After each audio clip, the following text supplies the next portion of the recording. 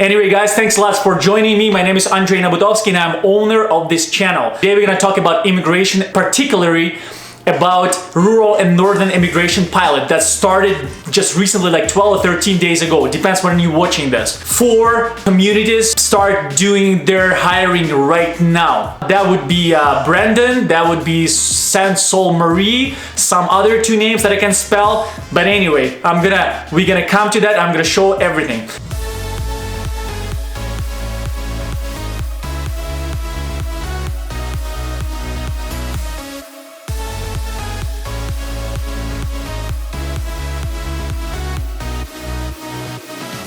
So quickly about this program. This program started a year ago. I started watching that because I'm really into immigration, all these little things. I post things on my pages and I really follow that stuff because I immigrated myself in 2007 and I know how it is. So anyway, back to the topic. Rural Northern Immigration Pilot created just for one reason, just to put these missing puzzles into society of their certain communities and bring the economical level up, right? Because they can find certain people for their certain position, and today we have a great news because Canadian immigration finally heard what employers saying. They can't find workers. That's why they put together little alliance and now they're working together. So right now what's happening that this pilot started. Let's talk about highlights of this. For this program today, all NOC categories, and I want to remind you that NOC is National Occupational Classification. So basically this is your 4-digit number for your specific occupation. So you want to compare your current experience and what you're currently doing related to the program that you're applying to. So basically today, NOCs 0, A, B, C, and D are open to immigrate to these certain communities. Total of these communities is 11, but only 4 right now accepting applications is November 1st. Other 7 will be accepting in 2020 on January, so please pay attention because on their website sometimes they open links to upload straight resume and to give you a chance be the first one. Let's back to highlights. Anyway, there is no certain points you need to achieve like express entry or in-demand skill that we can talk about later videos. Diploma high school, this is the minimum requirements. Then your CLB level 4, then all you need funds, right? You need only, I think, $8,000 for one person. This is in Canadian dollars.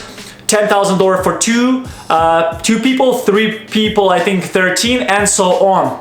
So funds requirements pretty low, I'd say. That's pretty good. So anyway, back to the topic.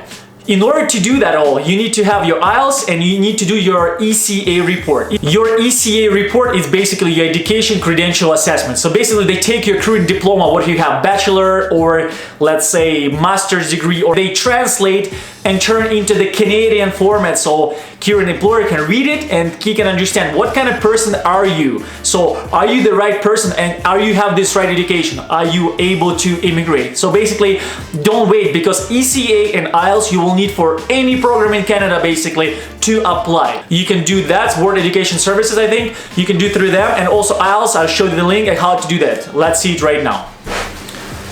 So back to the topic.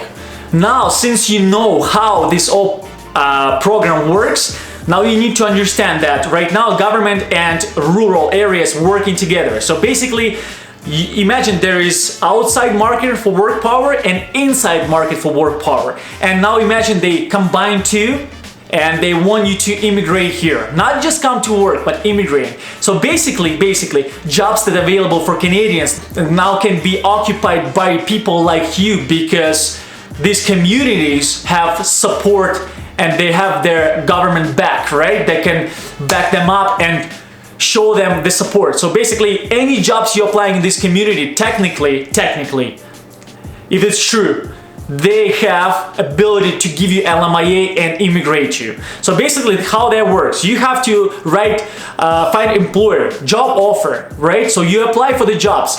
In Canada, the most popular website you can apply is Indeed.ca or jobbankgc.ca or kijiji.ca. Also use your networking power, which is your Facebook, your LinkedIn accounts. You also use a website like Headhunters, different. But particularly, let's take a look at these 4 communities that offering straight access to their community through their job postings, because now you can apply through them and get what you're looking for. Guys, here we go. Let's take a look at this link that I'm gonna post. Please take a look close what 11 communities that's been chosen for this program for rural immigration and northern pilot. Okay, first one is Brandon Immigration Pilot, basically located in Manitoba, and is starting November 1st. Then other one in November will be starting at Greater Sudbury Developing Corporation. And then next one is November 1st is Sault Ste. Marie, okay, that located in Ontario. And next one is Thunder Bay Community Economic Development. So all these 4 communities are ready to go, ready to apply for the jobs and get your PR rolling, okay? So the other 7 gonna be available, like it says here, January 1st, 2020 or April 1st, okay? So basically, right now, let's take a look at this Brandon, okay? So once you go on this website, which is linked below, you can go to classified here, press classified, then you press jobs, and then you go and take a look at this job opening, okay? Like I said already before, this market now open for outside workforce market and inside. So these jobs available for you because community work with government together, okay? So just pick the different jobs, and construction, teacher, here's co-op, there could be gas station or a store, doesn't matter, guys. You wanted to get in Canada, that's the main thing, okay? Next one, we're looking at Sudbury, but unfortunately the link here is closed. Apparently they already got all the applications, so that's my bad. I was late for 13 days to get to you and tell you this information, okay? So all links can be in, but doesn't matter. You can still go on website like Indeed.ca, JobBankGC.ca, Kijiji, or any other website that offer job opening for this particular place, and you gotta know that they're ready to work with community, right? Now they have next one is your Sault Ste. Marie, okay?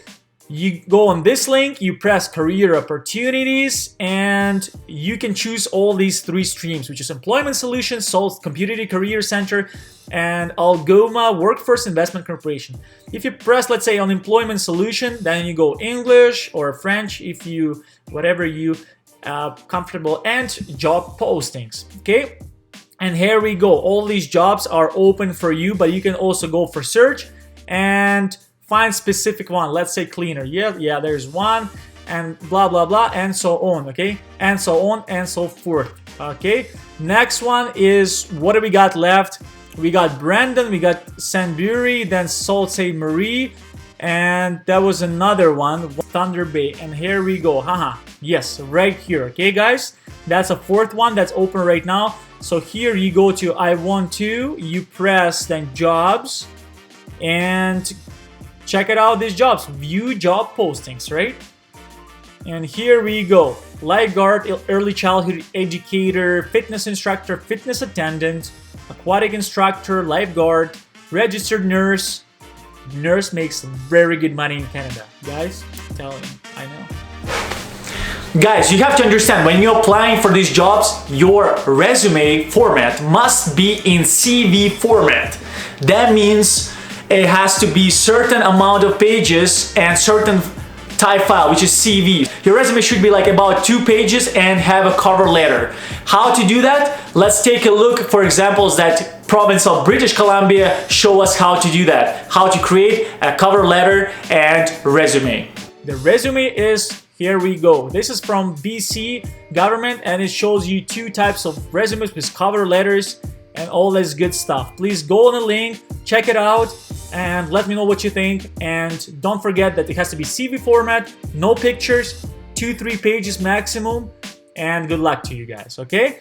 Guys, right now I would like to invite you on the main page of this program and quickly look for the requirements, right? We already discussed general stuff, but let's take the requirements that are on the official website, www.Canada.ca. Okay, you ready? Let's go.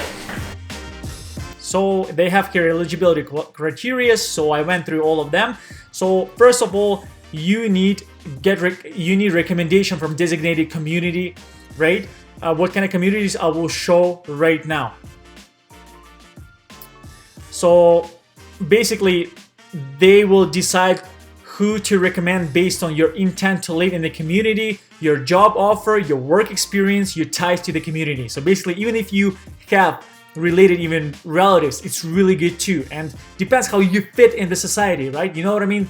Canadians, they like to say fit in or get out, you know what I mean? So they want to see if you're really that missing puzzle for them to bring their community on next level, okay? So next, they asking for work experience. What's work experience? Basically, they're asking you for 1 year of continuous work experience, at least 1,560 hours in past 3 years. It has to be related to the work that you're applying to, okay? Next, we look at the job offer. You need job offer from the designated employer, right? Basically, from these communities. And now, like I said, you can apply for all of them, okay? This job must be full-time, minimum 30 hours a week, non-seasonal, and so on and so forth. Then they looking for skill level. Already we discussed, right, that NOC is 0, A, B, C, and D, and they also will have the language IELTS requirements, right? CLB 4, 5, and 6 for all those categories. We already discussed that, right? This here, they're about international students, but we don't need that. Language requirements right here for NOC 0 and A, CLB 6, for NOC B, CLB 5, and NOC C and D, CLB 4, which is all fourth, right? Only your speaking, reading, listening, and writing, okay? Educational requirements. I keep telling my audience all the time, guys, ECA and IELTS is your main two things. Please do that. Educational requirements, we already discussed that, right? So basically, it's translation of your current occupation under Canadian standards. Then you need settlement funds, and we discussed that you need $8,000 for one person, $10,000 for two persons, $13,000 for three person, and I think $16,000 for four people, right? And then you need intent to live in the community. So basically, you have to give them a letter, your intention to live the community. They will need to believe you that you wanted to live there and participate in their community, make it growing, make their economy go up, help them to fill the labor gaps. All these little things you need to convince them. Basically, consider this that if you would go to, let's say, embassy, Canadian embassy, like I used to go there when I first came to Canada, I used to go for interview, right? Here we go. Guys, also at the end, I would like to say thank you whoever came from my first introduction video and now they want me to continue doing these videos in English. You have to understand that the more people I can reach, the better for situation in general, right? So please guys, subscribe, put a like, and say in the comments below if you support this idea and you would like me to be your kind of immigration guide in this world of these confusing terms and all this little stuff and details, because it is matter. Okay, so thanks a lot guys, and thanks for coming to my channel. Press that bell button and smash the subscribe button if you really like, and smash the other things you want to smash. Don't smash your furniture or your plates, okay? Your wife might be mad, okay? Don't get that excited because Rural and Northern Immigration Pilot officially started. Good luck to you, to all your families, and here we go. See you later.